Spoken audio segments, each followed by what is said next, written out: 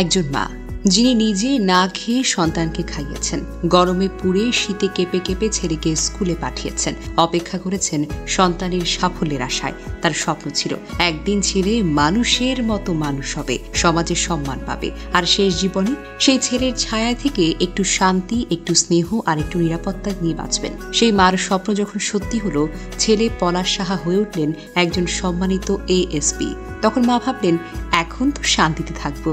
কিন্তু সেই স্বপ্নটা ভুল ছিল। বিয়ের আগে সব ঠিকঠাক ছিল, মা ছেলে ছিলেন একে অপরের জীবনের অবিচ্ছেদ্য অংশ। কিন্তু বিয়ের পর স্ত্রী সুস্মিতা সাহা স্পষ্ট জানিয়ে দেয়, আমি শাশুড়ির সঙ্গে একসাথে থাকবো না। সে চায় আলাদা জীবন, আলাদা সংসার। কিন্তু পলাশ সাহা তো এমন ছেলে নয় যে মায়ের কষ্টকে পেছনে ফেলে দেবে। তার হৃদয়ে মা ছিল প্রথম এবং শেষ স্থান জুড়ে। এই পরিস্থিতি পলাশকে দুই দিকে টানতে শুরু করে।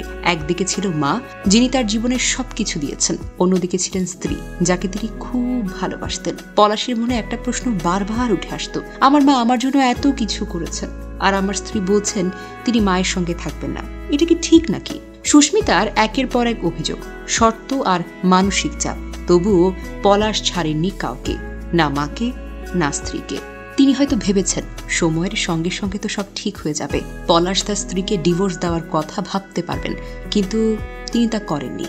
তার স্ত্রীর প্রতি দুর্বলতা ছিল, ভালোবাসা ছিল। তিনি হয়তো সংসারটা টিকিয়ে রাখার জন্য, দুজনের মধ্যে সমঝোতা করবার জন্য সবকিছু সহ্য করতে চেয়েছিলেন। কিন্তু এই সহ্যের মধ্যেও তার মনে কোনো শান্তি ছিল না। টাকা ছিল, সম্মান ছিল, সমাজে উচ্চ পদ ছিল, কিন্তু পলাশের হৃদয়ে ছিল প্রবল অশান্তি। তিনি প্রতিনিয়ত দুই পাশে টানপোড়েনে ভুগছিলেন। তবুও তিনি তার মাকে কখনো পরিত্যাগ করেননি।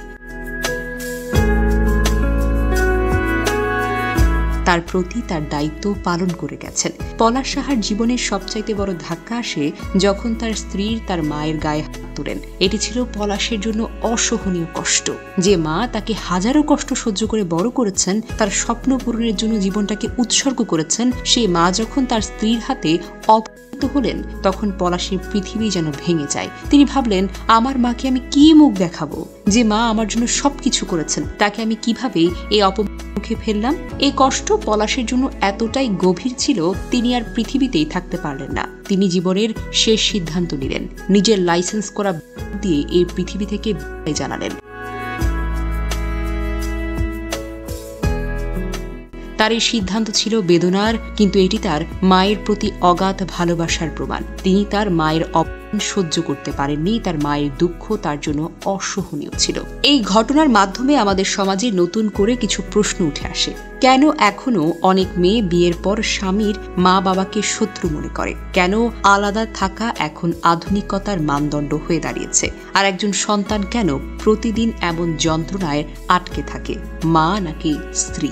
পলাশ সাহার মতো ছেলেরা হারিয়ে না যাক। আমাদের উচিত সংসার মানে কেবল দুজন মানুষ নয়, বরং দুটো পরিবারকে ভালোবাসার বন্ধনে বেঁধে ফেলা। পলাশ সাহার গল্প আমাদের সমাজের একটি তিক্ত বাস্তবতাকে তুলে ধরে। আমাদের সমাজে এমন অনেক পরিবার আছে যেখানে শাশুড়ি বউয়ের সম্পর্কের টানপোড়েনে সংসারটাই ভেঙে যায়। এই সমস্যা সমাধানে শুধু এক পক্ষের দায়িত্ব নয়, বরং পরিবারের সবাইকে একসঙ্গে একযোগে কাজ করতে হবে। একজন স্ত্রীর উচিত তার শাশুড়িকে মায়ের মতো করে সম্মান করা, এবং একজন শাশুড়ির উচিত তার বউকে মেয়ের মতো করে আপন করে নেওয়া।